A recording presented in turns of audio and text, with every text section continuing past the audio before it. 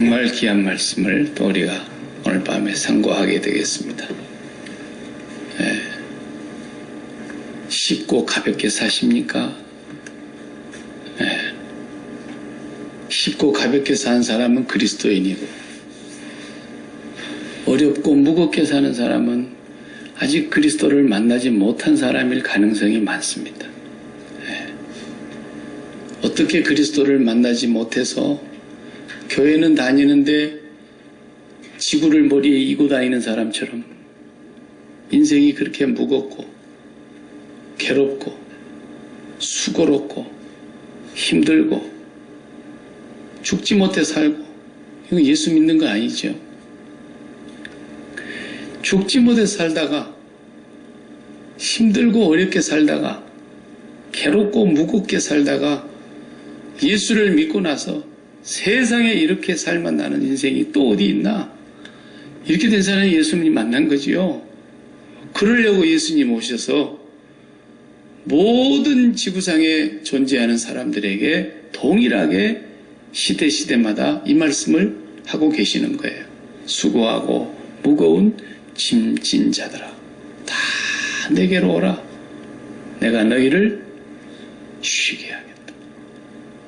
나에게 너에게 쉼을 주겠다는 거예요. 쉼을. 쉴 틈이 없습니다. 이것도 예수 믿는 것하고는 좀 거리가 먼 거예요. 진짜 예수를 믿으면 일을 하는 속에서도 쉼이 있어요. 쉼이.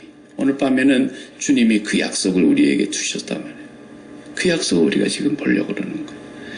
오늘 밤에 수지 맞은 줄로 믿으시기 바랍니다. 정말 이렇게 살아야지. 그렇게 안 살려면 교회에 왜 다녀요? 예수는 또 왜 믿는데요? 그렇게 안 살려면.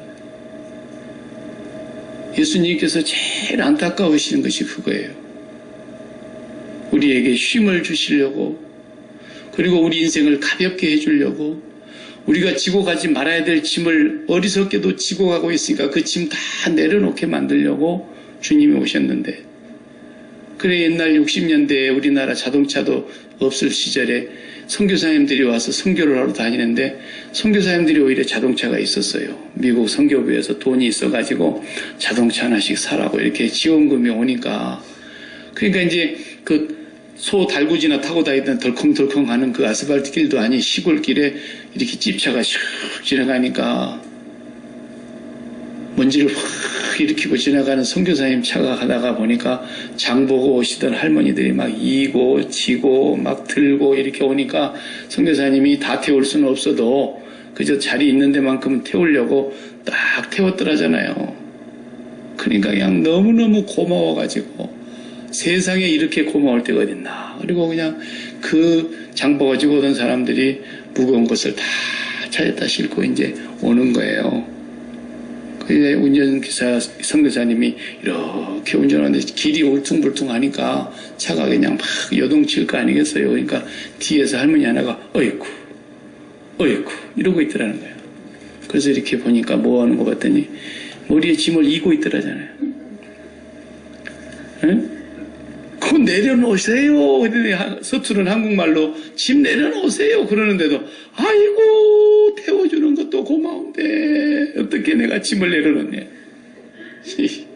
그렇게 사는 사람이 예수 믿는 사람 가운데 너무너무 많은 거예요. 예수는 예수대로 믿고 짐은 짐대로 지고 있는 거예요. 그렇게 믿으려 믿지 마요. 예수님이 너무 정말 안타까워하세요. 오늘 수요일밤 나온 사람은 수지 맞은 거예요. 그러니까 교회를 다니고 예수를 믿은 지가 수십 년인데, 예수 믿으면 믿은 만큼 세월이 쌓이면 쌓인 만큼 짐이 가벼워져야 돼요. 짐이. 그 짐이 더 무거워지는 사람이죠. 더 무거워지는 사람. 10년 믿으면 10년치 무게를 메고 다니는 사람. 도대체가 이게 뭘 하는 것인지 얼마나 안타까운지 모르겠어요. 그래서 오늘 밤에 짐 확실히 해결하시기 바랍니다. 어떤 짐이든지 다 해결되는 거예요. 단지 뭐 신앙생활 그거 조금 하는 거 그거 짐 무거운 짐 그런 것을 짐이라고 하시지도 않았지만은 그런 신앙생활 부분에서 무슨 짐 짓는 거 해결해 준다는 얘기가 아니에요. 인생 삶의 전체를 다 내가 해결해 준다라는 거죠. 원스톱이에요. 원스톱. 예수는 예수대로 믿고 저 밖에 나가서 또 회사 생활하고 직장 생활하고 사업하고 자식 키우고 공부하고 이런 건 다 또 따로 짐을 지라는 게 아니에요. 제일 하나님 앞에서 교만하고 마음이 패역한 사람이 어떤 사람입니까? 내가 내 인생의 짐을 해결하겠다는 거예요. 내가 내 인생을 책임지겠다라는 거예요. 내가 내 가정을 책임지겠고 내가 내 교회를 책임지겠고 내가 내 부모를 책임지겠고 그거 제일 하나님 앞에서 어리석고 교만하고 무지하고 몽매한 거예요. 그것을 예수님께서 깨우쳐 주시고 이제 너희들은 그런 짐 지면 안 된다. 짐 다 내려놔. 누구한테? 예수님께. 수고하고 무거운 짐 다 갖고 와. 뭔 짐이 있어? 어떤 짐이야? 자식의 짐이야? 건강 질병의 짐이야? 부모의 짐이야? 남편의 짐이야? 아내의 짐이야? 비즈니스의 짐이냐? 예수 믿으면 모든 짐이 다 해결되는 거예요. 그러니까 예수 믿고 행복해서 사는 것이지. 아니 예수는 예수로 믿는데 날마다 자식 새끼 짐 때문에 자식 새끼 때문에 그냥 하루도 집구석이 편할 날도 없다. 예수는 뭐 하려고 믿나? 네.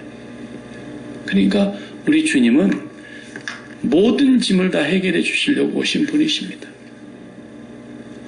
누가 그런 짐을 해결해 주겠어요?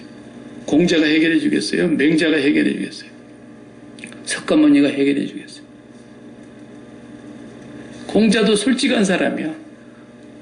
공자의 제자 자공이 하루는 선생님 사람이 죽으면 어떻게 됩니까? 이렇게 물으니까 선생님은 좀 아는가 싶어가지고 물었더니 야 이놈아 살았을 적의 일도 다 모르는데 죽은 뒤를 내가 어떻게 알겠냐. 솔직한 양반이에요. 우리 주님은 죽음의 문제까지도 다 해결해 주시고 인생의 짐 가운데 최고 무거운 짐이 마지막 죽는 거 아닙니까? 그 죽음의 짐도 다 해결해 주셨는데 살아있는 동안에 무슨 짐을 해결을 못 하시겠어요? 그런데 예수를 믿고 짐을 해결하지 못하면 오늘 밤에 확실히 회개하고 지금까지 내가 예수를 안 믿은 죄도 회개하고 예수님을 그렇게 업신여기고 무시했던 죄도 회개하시고 예수님을 잘못 믿은 죄도 회개하시고 여러분 짐을 진짜로 해결해야 됩니다. 그것이 오늘 주님이 말씀하신 가장 중요한 핵심입니다.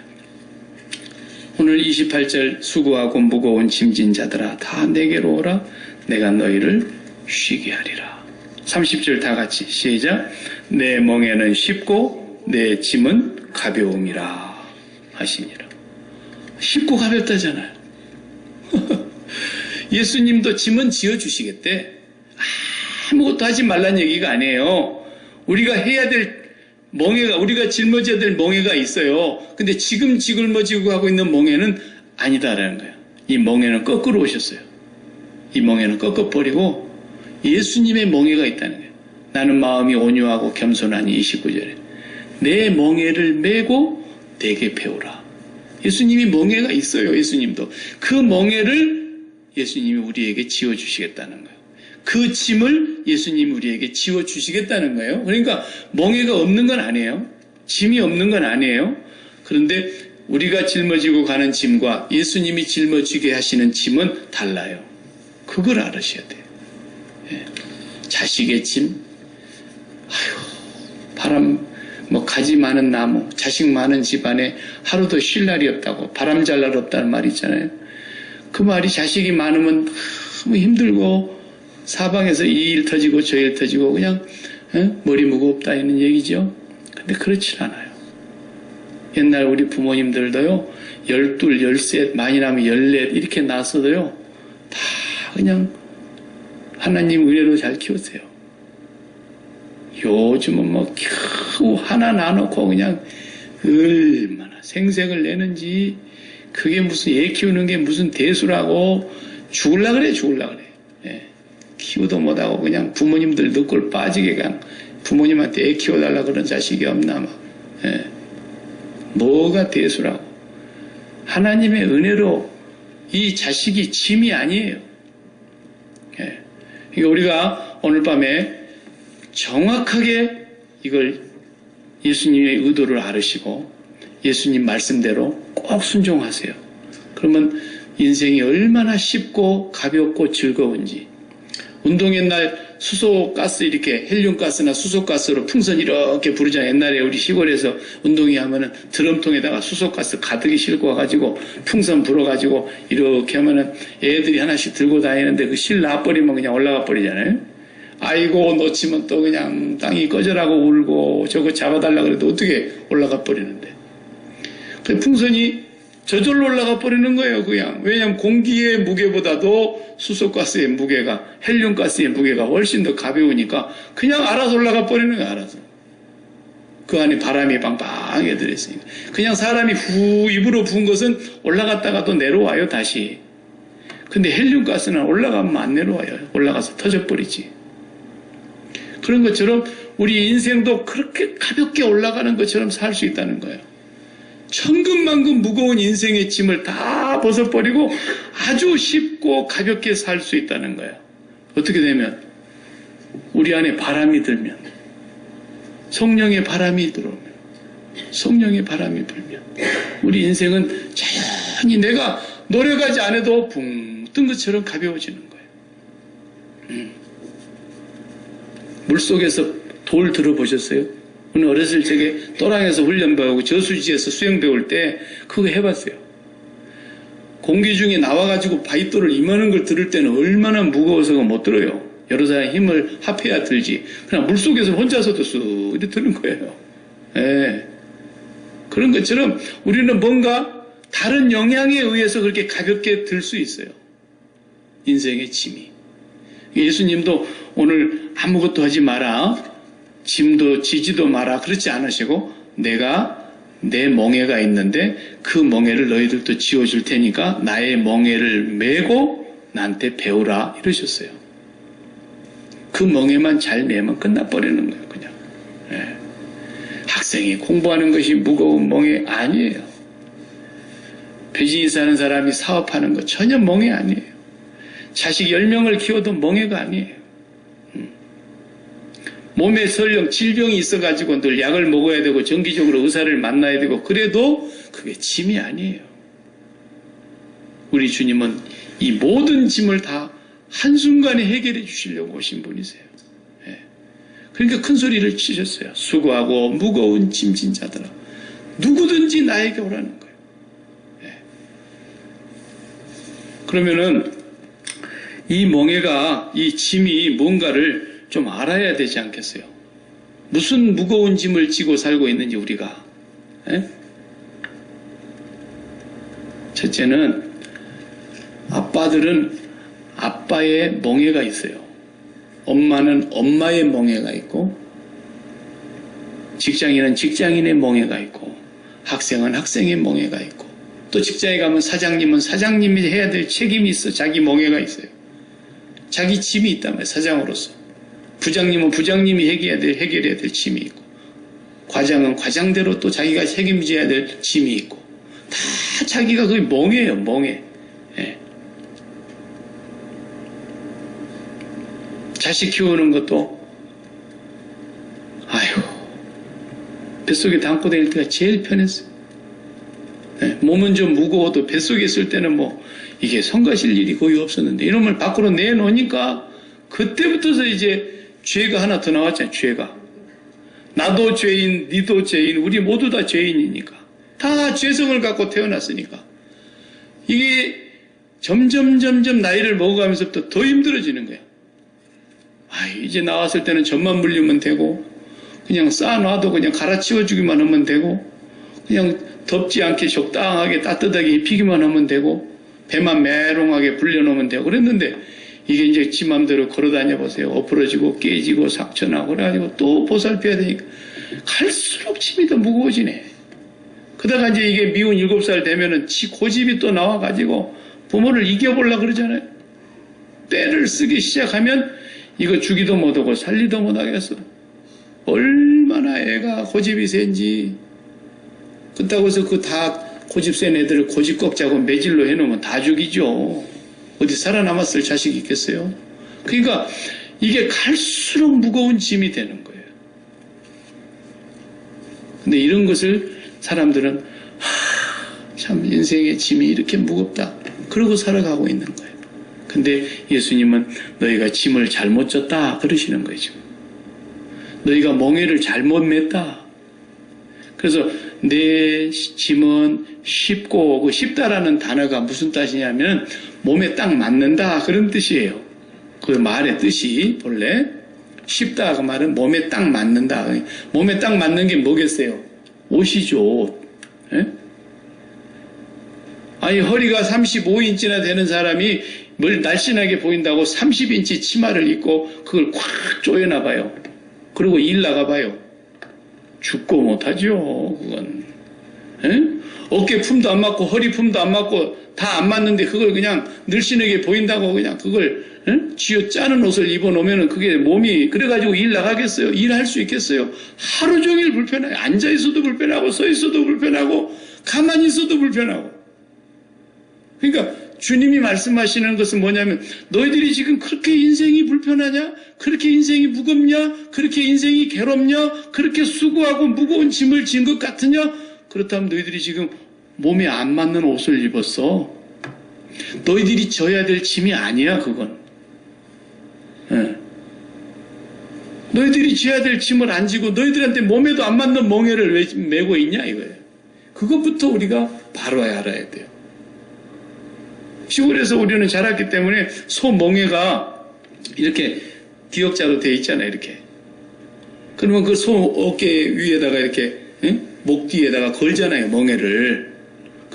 이제 어미소가 되기 시작하면 쟁기질도 해야 되고 달구지도 끌고 다니면서 짐도 실어 날라야 되고 그러니까 멍에를 매는 것을 하는데 멍에가 그 소의 크기에 딱 맞아야 돼요.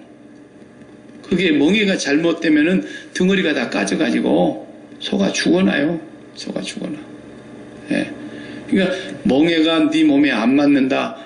그것은 벌써 우리가 이미 인생이 괴롭다는 것은 주님이 지지 말라는 짐을 지고 앉아 있는 거구나. 주님이 주시지도 않는 멍에를 내가 만들어 갖고 짊어지고 있는 거구나. 이렇게 생각해야 된다 그 말이에요. 주님은 그런 멍에를 절대로 주신 적이 없어요 우리에게. 오히려 그 멍에 벗기려고 오셨고 내 멍에는 쉽고 내 짐은 가볍다 이렇게 말하시잖아요. 왜 근데 우리가 멍에를 무겁게 만들어 갖고 잘못된 옷을 몸에 입고 사는 사람처럼 지지 말아야 될 짐을 지고 있냐 이 말이에요. 그것부터서 우리가 바르게 잡아야 된다 이겁니다. 그럼 우리가 져야 될 멍에가 뭘까요? 멍에가 우리가 져야 될 멍에가 뭐예요? 쉽고 가볍다는데 우리한테 맞는 옷이 뭐냐 이거예요. 에? 우리한테 맞는 옷이 있다니까 주님이 주시는 것이 맞아요. 왜냐하면 주님이 우리 체형을 다 아시거든. 주님은 딱 이 멍에를 주셨는데 이 옷을 주셨는데 이 옷은 전 세계 사람들이 창세 때부터 지금까지 예수님 오실 때까지 이 한 벌이면 다 맞아. 주님이 만드셨기 때문에. 네, 이건 뭐 마르고 닳도록 맞는 거예요. 부자한테도 요 멍에가 맞고 가난한 사람도 요 멍에가 맞고 높은 지위에 있는 사람도 요 멍에가 맞고 낮은 지위에 있는 사람도 멍에가 맞아요. 그 멍에가 바로 십자가라는 멍에예요. 십자가. 왜 십자가가 모든 사람에게 맞는 옷일까? 멍에일까? 그건 뭐 너무나 다양하죠. 체형이 똑같으니까. 모든 사람이 체형이 똑같으니까 멍에가 십자가라는 멍에가 모든 사람에게 다 맞는 거예요. 우리 체형이 무슨 체형이길래? 죽어 마땅한 죄인의 체형이거든요. 니나 나나 다 하나님 앞에 서면 저주를 받고 멸망을 받고 심판을 받고 죽음을 당해야 될 죄인이기 때문에 죄인의 체형에게는 맞는 멍에가 하나뿐이에요. 십자가의 멍에예요. 그 멍에를 주님이 이 땅에 오셔서 당신이 지셨지 않습니까? 그게 주님이 말씀하신 내 멍에예요. 내 멍에. 주님의 멍이라고 말해요. 그게. 근데 주님이 그 멍에를 어떤 날이에요? 내 멍에를 너한테도 주겠다 그 말이에요. 내 멍에를 너에게도 주겠다. 그러면 우리도 십자가에서 똑같이 예수님처럼 대못에 박혀야 되겠네? 양발에, 양손에, 머리에는 가시관을 쓰고 허리에는 그냥 창으로 찔림을 받아가지고 우리도 십자가에서 그렇게 그냥 비참하게 저주를 받아서 죽어버려야 되겠네? 그러진 않잖아요, 우리가. 이 십자가를 주님이 대신 져주셨기 때문에 우리는 그리스도의 남은 고난, 제가 설명했잖아요. 그리스도의 남은 고난은 그 십자가에서 주님이 완성하셨기 때문에 그 주님의 죽음이 나에게 identify, 내가 죽었다라는 거예요. 주님과 함께 내가 죽은 거예요. 그래서 사도 바울이 내가 그리스도와 함께 십자가에 못 박혔나니 이제는 내가 산 것이 아니요 그랬잖아요. 그리스도와 함께 십자가에 못 박혔다. 내가 그리스도와 함께 죽었다. 그것을 믿고 받아들이며 그리스도가 죽음이 나의 죽음인 것을, 그 멍에가 주님의 멍에가 나에게로 옮겨오는 거예요.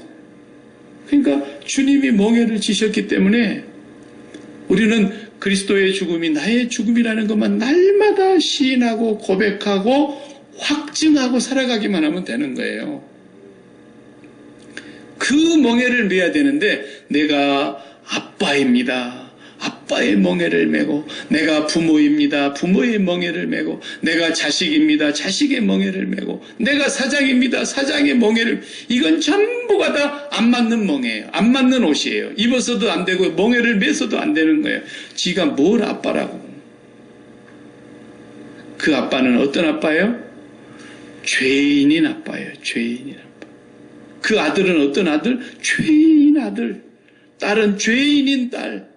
사장님 어떤 사장님? 죄로 말미암아 죽을 수밖에 없는 사장님. 에? 모든 인간이 다 죄인이라니까요. 그러니까 모든 사람에게 맞는 옷은 딱 십자가밖에 없어요. 십자가 멍에. 죄인에게 딱 합당한 옷이에요. 그래서 솔로몬이 구약시대에는 그렇게 산 거예요.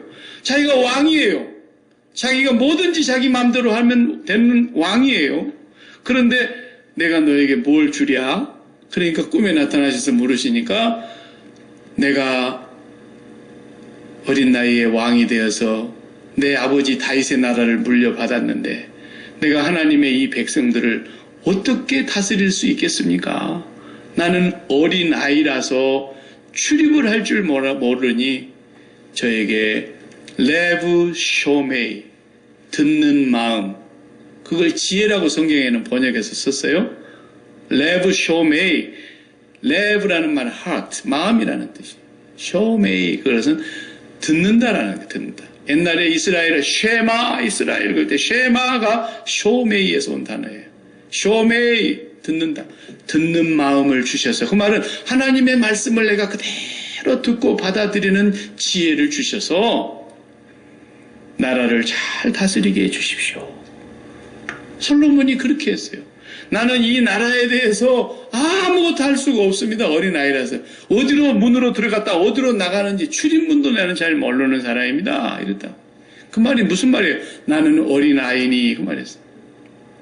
그리고 오늘 본문에 다 읽질 않았지만 앞부분을 보세요. 25절에 보면, 그때 예수께서 대답하여 이르시되 천지의 주제이신 아버지여, 이것을 지혜롭고 슬기 있는 자들에게는 숨기시고 어린아이들에게는 나타내심을 감사하나이다 그랬어요.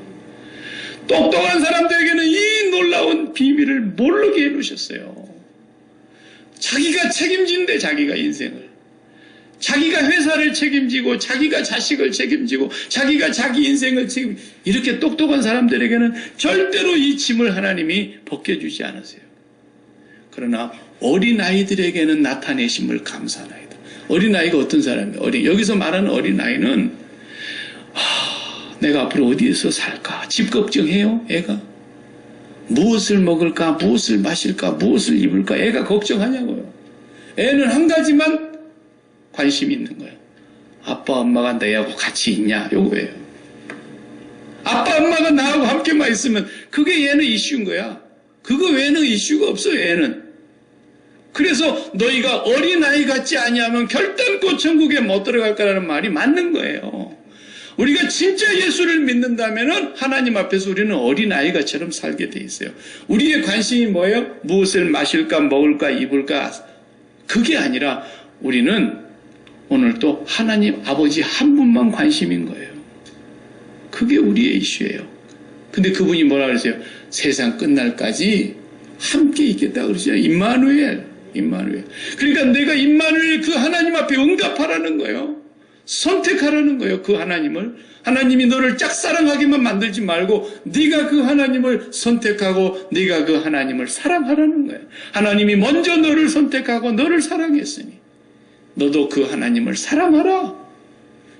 그게 어린아이가 엄마 아빠가 나와 함께 있느냐만 관심을 갖고 있는 것처럼 우리는 날마다 하나님이 나의 관심이에요. 하나님. 이렇게 살아가는 어린아이 같은 사람에게는 이 비밀을 알려주시지만 솔로몬이 그래서 위대한 솔로몬 된 겁니다. 다윗도 마찬가지예요. 다윗도 하나님 앞에서 철저하게 자기를 부인하고 하나님 아니면 나는 아무것도 할 수 없습니다를 몇 년 배웠어요? 10년 이상 배운 거예요. 10년 이상. 사울 왕에게 쫓겨다니면서 사울 왕이 죽이려고 그럴 때도 하나님께서 건져주시고 사울 왕이 잡으러 다니면 굴로 피하고 숲을로 피하고 광야로 도망가고 그래도 안 되니까 이방 나라까지 도망을 가도 결국은 다윗의 생사는 하나님의 손에 있음을 다윗이 알았다 그랬잖아요. 그걸 깨닫는 거예요. 뭘 내가 책임져요? 뭘? 예? 아빠라고 자식을 책임져요? 그런 교만함이 죄인에게 있는 거예요. 죄인에게. 주여, 나는 이 자식을 감당할 수 있는 사람이 아닙니다. 나는 죄인이로소이다. 나는 이 자식에 대해서 십자가의 그리스도와 함께 못 박힌 자입니다. 날마다 예수님의 그 멍에 그것만 확인하고 그 멍에만 짊어지라는 거예요. 그게 그리스도의 남은 고난을 내 육체에 채우는 것이고 그리스도의 멍에를 내가 매는 거예요. 그러니 얼마나 쉬워요. 자, 돈 들면 하지 마세요. 시간 들면 하지 마세요. 힘들면 하지 마세요. 이렇게 쉽게 해주셨는데도 이걸 끝까지 안 믿고 안 받아들이는 사람은 너무너무 교만한 사람이에요. 너무너무 어리석은 사람이에요. 너무너무 온유하지 못하고 완악한 사람이에요. 너무너무 겸손하지 못하고 교만한 사람이에요. 나는 마음이 온유하고 겸손하니. 여기 온유하고라는 말은 사람에게 대하여 따뜻하다 그런 뜻이 아니에요. 예수님은 그런 분 아니에요. 바리새인들한테는 사정없이 했어요. 이 독사의 자식들아, 뱀새끼들아 그랬어요. 너희는 너희 애비 마귀한테서 나왔구나. 예수님이 온유하다는 말은 하나님과의 관계에서 하시는 말씀이세요. 여기서 이 온유라는 하나님과의 관계에서 예수님이 온유함이라는 건 뭐냐면 하나님이 모든 걸 책임지시는 주인이다. 하나님의 절대 주권 아래서 내가 살고 있다. 하나님이 아니면 내가 손가락 하나도 갖다 갈 수 없다라는 그 관계를 말하는 거예요. 관계. 그래서 이 땅에서 제일 온유한 사람이 누구라고 그랬어요? 구약 성경에. 땅에서 지면에서 가장 온유함이 높은 사람이 누구라고 그랬어요? 모자르네요. 성이 모시인데 모세. 민수기 11장에 모세는 지면에서 그 온유함이 가장 승하였더라 그랬어요. 왜? 모세가 사람에 대해서 그렇게 온유한 사람이 아니에요. 그냥 십계명 돌판을 내다 던져버린 사람이고, 에? 그냥 백성들이 패역할 때 반석을 그냥 지팡이로 2번 치면서 이 패역한 놈들아 막 이렇게 화도 내고 그랬어요. 근데 모세가 그때 한번 실수했죠. 그런데 하나님 앞에서 모세는 어떤 면에서 온유했다는 거냐면 내가 할 수 있는 건 아무것도 없다라는 거예요. 하나님이 고 그러면 가고 구름이 움직이니까 가다가 구름이 딱 멈추고 스탑 그러면 하나님 멈추라면서 없죠. 그러면서 40년을 산 거예요. 얼마나 옆에서 사람들이 갑시다 그랬겠어요. 그런데도 구름이 움직이면 구름이 멈추면 스탑 그래서 고스톱이 그때부터서 생겼다 그런 얘기가 있는데, 그런지 어쩐지 모르겠는데. 예. 보스가 고스톱을 제일 잘한 거예요. 고, 스톱. 고, 스톱. 40년 동안. 그게 민수기에 쫙 나와 있어요. 몇 번 쉬고, 몇 번 텐트 치고, 몇 번 텐트 걷어갖고 출발하고, 그걸 민수기에다 다 기록해놨잖아요. 어떤 때는 일주일 만에 텐트 다 쳐놨는데 출발! 그래갖고 구름이 움직이니까 가는 거예요. 어떤 때는 1년 동안 구름이 안 움직이니까 1년 동안 머물러 있는 거예요. 여러분, 그게 쉬울 것 같습니까? 옆에서 난리를 치죠. 왜 안 가냐고. 나는 못 가. 저 구름이 움직여야 가는 거예요. 그것이 온유함이에요. 온유함. 하나님의 뜻이 아니면 절대로 굽히지도 아니하고, 하나님의 길이 아니면 절대로 가지 아니하고, 하나님의 길이면 죽인다 해도 가는 거예요. 그게 온유함이라니까. 똑같아요. 12명의 정탐꾼을 보냈어요. 간첩을 보내놨더니, 야, 40일 동안 가서 샅샅이 조사하고 와서 보고해. 이 한 지파당 한 명씩 해서 보냈죠? 40일 정탐했죠? 그리고 돌아와서 보고를 해요. 민수기 20장, 21장 보면은. 그 보고할 때 뭐라 그래요? 10명이 똑똑한 사람들이에요. 그 사람 실용주의 사람, 미국 사람들과 비슷한 실용주의자들이에요. 10명의 보고를 우리가 읽어보면은 한마디도 거짓말이 없어요. 사실이에요. 우리가 가서 보니까 걔네들의 키는 장대, 자이언트, 네피림, 대장부. 우리는 그 사람들의 눈에 아마 메뚜기처럼 보였을 거라고. 너무 우리는 작아. 그리고 그 땅에서 우리가 실과를 가서 봤는데 포도송이를 작대기에다가 끼워가지고 둘이서 메고 왔다 그랬어요. 포도 한 송이를. 이렇게 풍성한 곡식이, 과일이 자라는 땅이고, 젖과 꿀이 흐르는 땅이고, 우와, 사실이에요, 사실. 사실대로 다 보고했어요. 너무 똑똑한 사람들이. 그런데 뭐라 그랬어요? 이제 우리는 죽었다. 차라리 이제라도 우리가 늦지 않았으니까 다시 지도자를 세워가지고 돌아가자. 애굽으로 가자. 이렇게 말했어요. 근데 두 사람은 어떻게 했어요? 저 사람들 말이 다 사실이다 그랬잖아요. 10명의 말이 다 사실이야. 그런데 하나님이 우리를 기뻐하시면 약속대로 그 땅에 들어갈 것이고, 그 사람들은 우리 밥이다 그랬어요. 네. 그러니까 하나님께 대하여 진지해야 되는 거예요. 하나님께 대해서 온유해야 되는 거예요. 그 사람들은 이 세상을 가볍게 사는 거예요. 그래서 하나님께 대하여 진지하고 온유한 관계로 사는 사람은 세상이 무거울 게 하나도 없어요. 세상은 그냥 설렁설렁 다 되는 거예요. 하나님께 진지하게 살면. 내가 시험 문제를 퀴즈를 낼 테니까 알아맞혀봐요. 모세가 이집트의 총리가 되려면 얼마만큼 진지하게 고민하고 공부해야 될까요? 요셉이 이집트의 총리가 되려면 얼마만큼 진지하게 열심히 노력해야 되겠어요? 요셉이 될 수 있어요?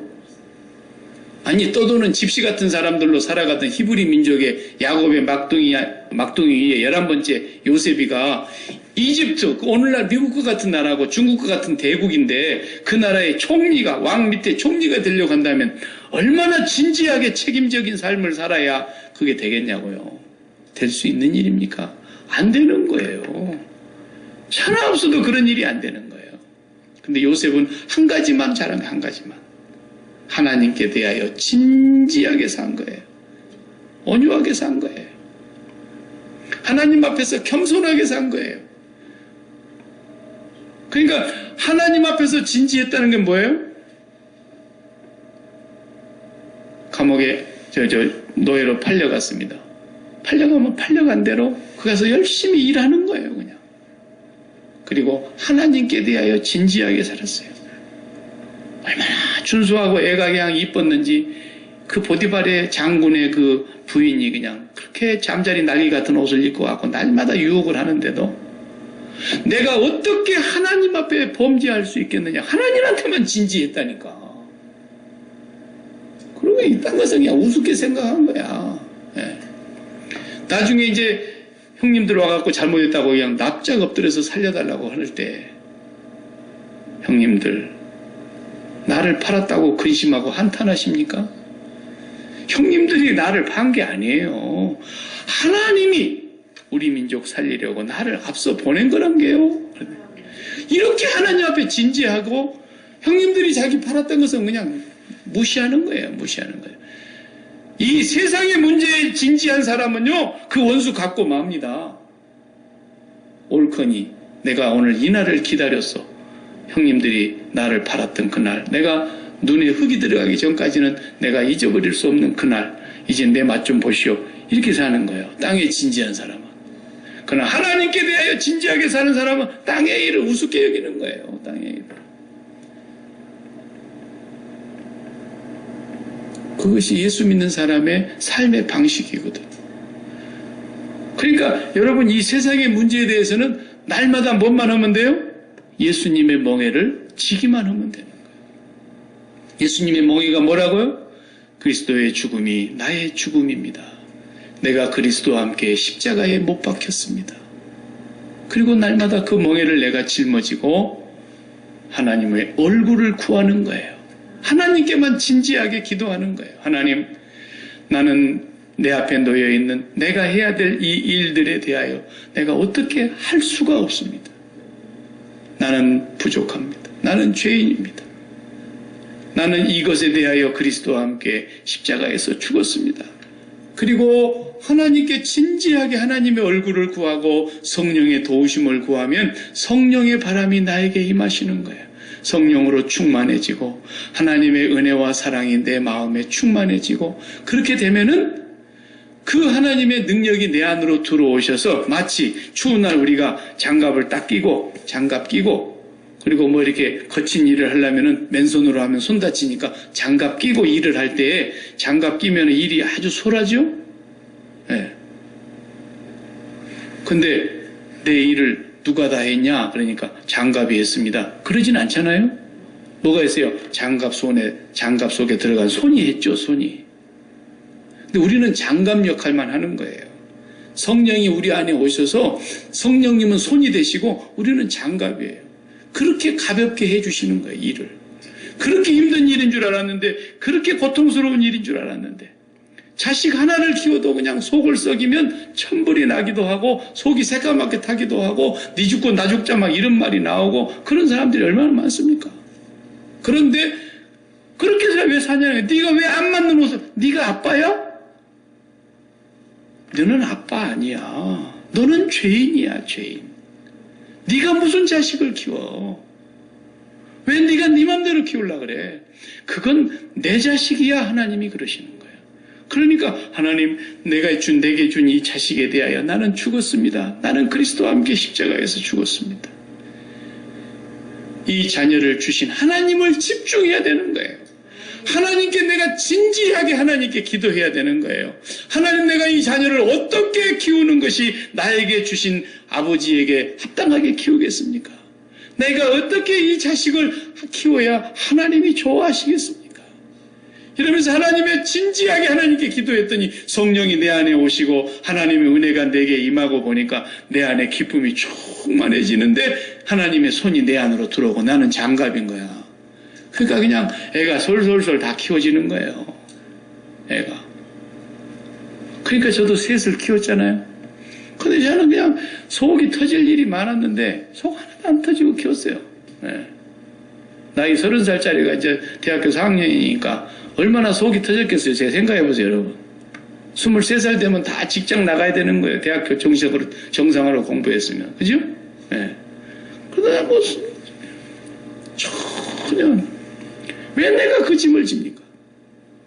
네. 내가 져야 될 짐은 머리카락 하나도 없어요. 나는 이 자식에 대해서 죽었습니다. 다 지가 짊어지고 가야 될 거예요. 지가. 내가 왜 짊어져요, 그걸?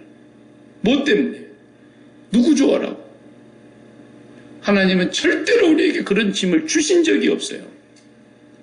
단 한 번도 주신 적이 없어요. 나는 다만 하나님이 이 땅에 있는 동안에 이 세 자식의 아빠 아빠 역할로 캐스팅한 하나님의 배우예요. 배우로 끝나는 거예요. 더 이상의 이하도 없어요. 철저하게 죽는 훈련을 해야 되는 거예요.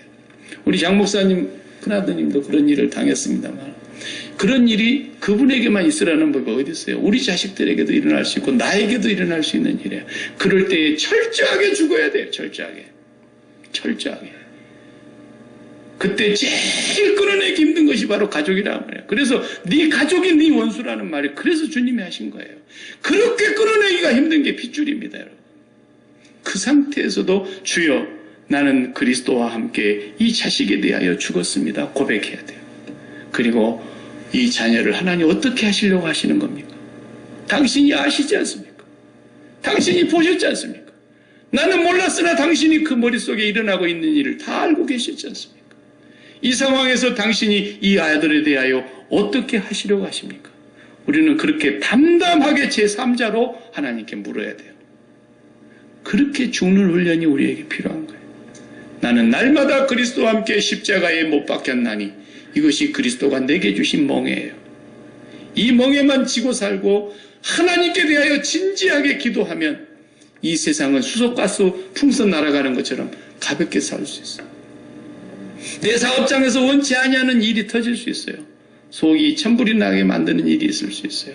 깜짝 놀라게 생기는 일이 있을 수 있어요.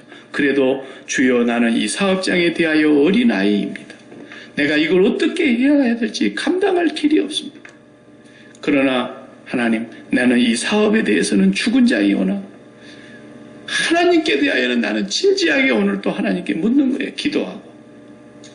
기도하고 또 성령이 나에게 충만함을 주실 때까지 또 기도하고 날마다 하나님께 기도하고 기도하는 가운데서 내 마음의 기쁨이, 내 마음의 은혜가, 내 마음의 감사가, 내 입술에 찬양이 이렇게 터질 때에 하나님 내게 주신 일은 성령이 들어오셔서 나를 장갑으로 쑥 끼고 해버리신다니까.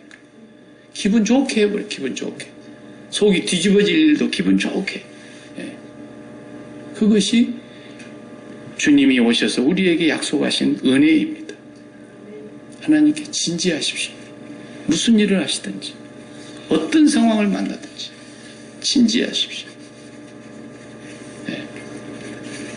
전화가 왔어요. 교통사고가 났대. 어떻게 됐냐?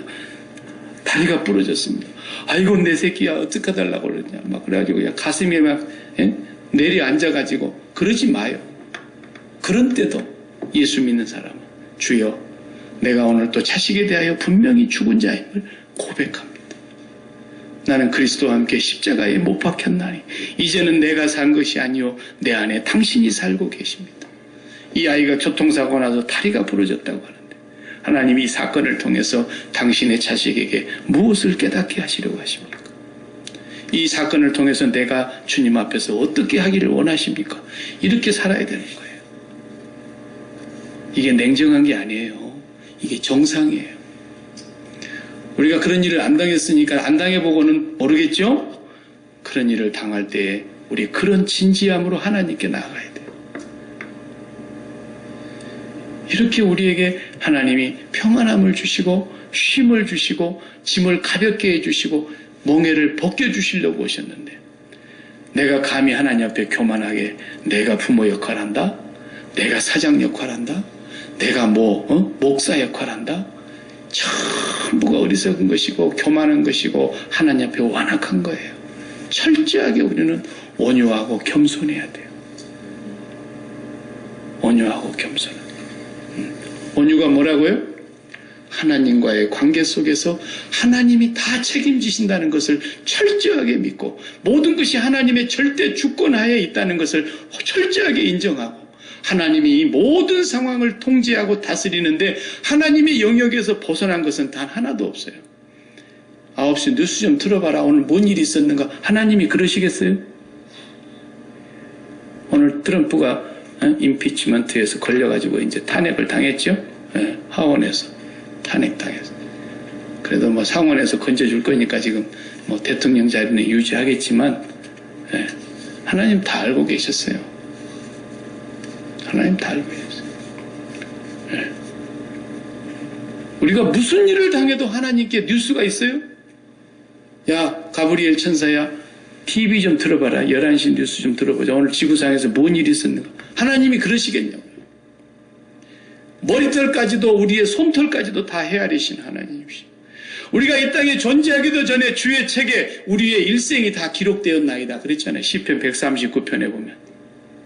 우리를 모태에 조직하기도 전에 나를 알으셨고, 내가 모태에 조직하기도 전에 내 일생이 어떻게 될 것인가를 주의 책에 기록되었나이다. 주님이 나에 대한 생각을 내가 셀 수도 없고 모리알보다도 더 많도소이다. 그랬어요. 그런 하나님을 나의 아버지로 믿고 있는 거예요. 우리 아이가 오늘 교통사고 날까 하나님 다 알고 계셨어요. 나는 몰랐지. 잘 갔다 왔나 그랬는데 오면서 그냥 뭐 하나 들이받아가지고 사고 나기도 하고 그러는 거예요. 그래도 우리는 하나님의 절대 주권을 믿어야 돼요. 하나님의 권세 아래서 다 일어나는 거예요.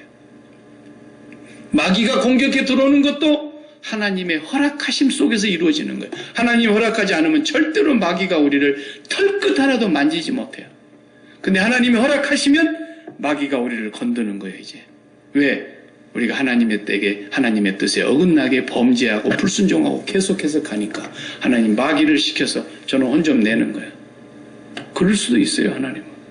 또 반대로 마귀가 와가지고 에이 욥이 그렇게 신앙이 좋다는 것이 뭐 그게 하나님이 그렇게 복을 많이 주셨는데 그럼 하나님 안 섬길 사람 누가 있어요?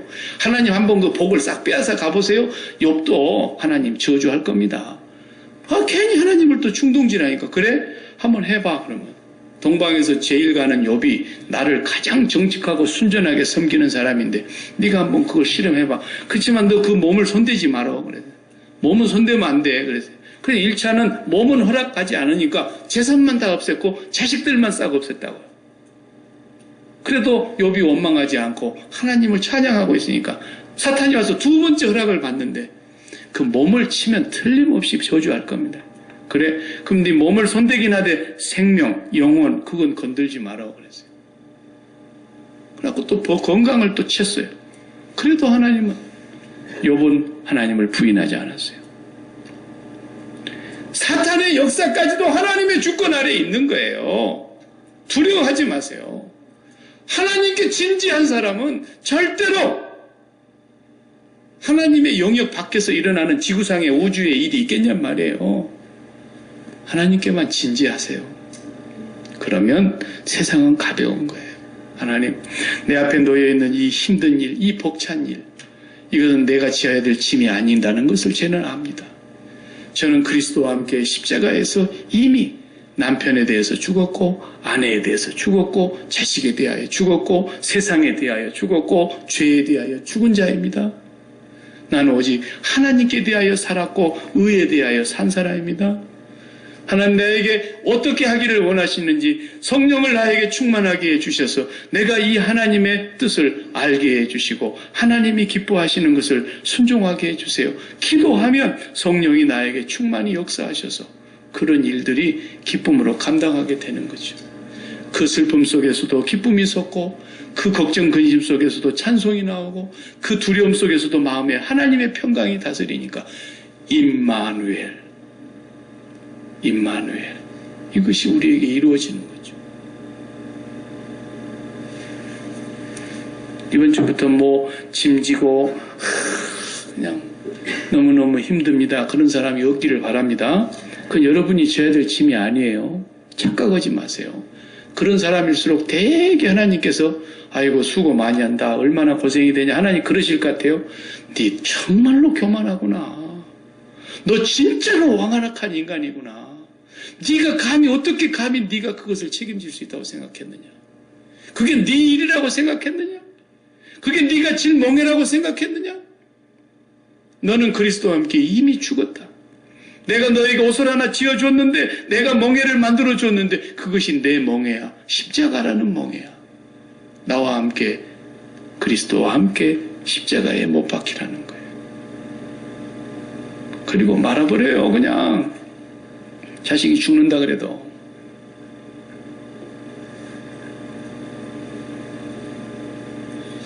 그럼 하나님께서 해결을 하세요. 하나님께서. 나는 그런 경험을 참 많이 합니다. 정말로.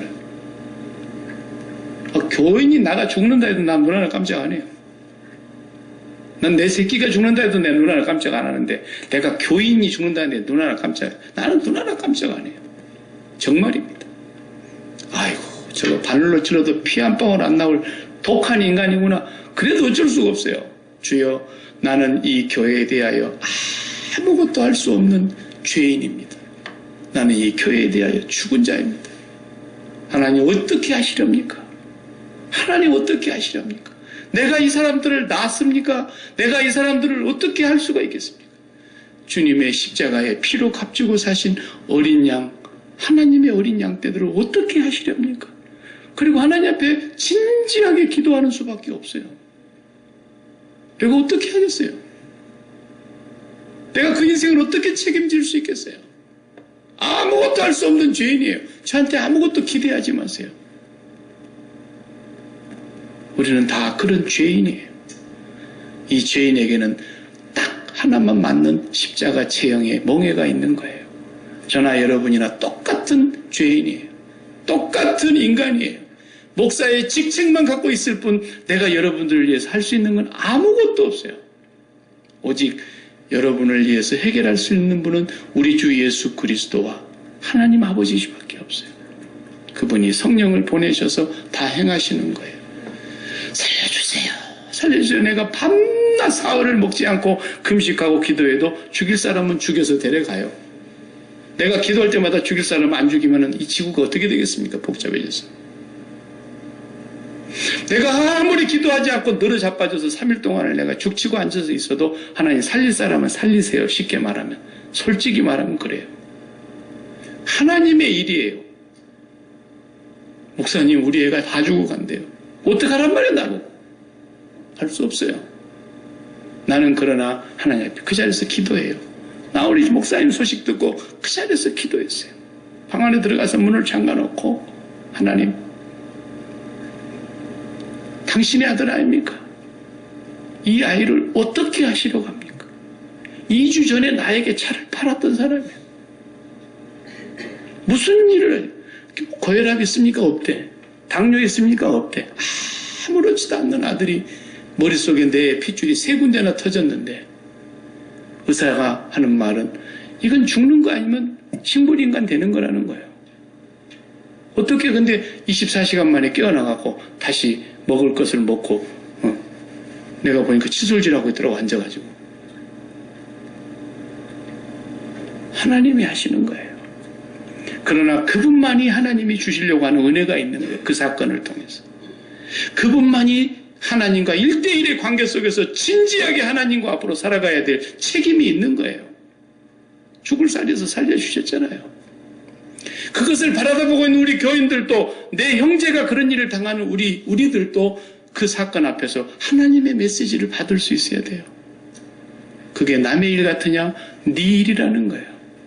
언제 어느 순간에 너도 그런 일이 있을지 모르지만 하나님 앞에서 진지하게 살라는 거예요. 그러니까 이 세상 일은 다 죽고 나니까 파도가 쳐서 집채많은 파도가 배를 뒤집어 버리려고 그러는데도 주님은 주무셔 버리는 거예요. 거기서. 왜? 하나님께만 진지하니까. 그러나 세상 문제에 진지한 제자들은 우리가 죽게 됐는데 왜 돌아보지 않으십니까? 난리 법석을 치지만 주님은 그 사람들에게 조금도 미안한 마음을 갖질 않아요. 도대체 너희들 믿음이 어디 있냐고 책망하시긴 하시지. 우리가 호들갑 떨고 난리를 치면은 아이고 어려운 일 당해서 고생이 많겠다. 주님이 그러실 것 같아요? 천만의 말씀이에요. 네 믿음이 어디 있느냐? 주님은 그 자리에서 책망하시는 거예요. 네가 누구를 믿었느냐 지금까지. 우리는 그런 확실한 천지를 창조하신 전능하신 하나님 아버지를 믿고 살아가는 거예요. 기도하십시오.